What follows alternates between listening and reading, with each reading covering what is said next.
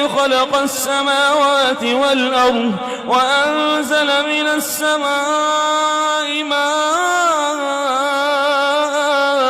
فأخرج به من الثمرات رزقا لكم وسخر لكم الفلك لتجري في البحر بأمره وسخر لكم الأنهار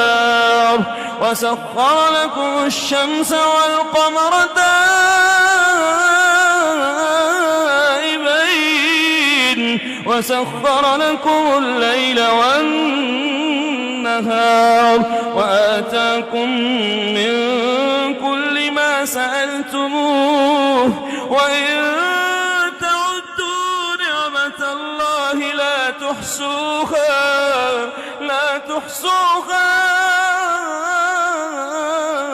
إن الإنسان لظلوم كفار.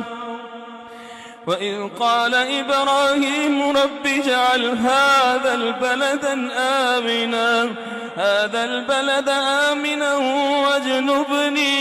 واجنبني وبني أن نعبد الأصنام رب إنهن أضللن كثيرا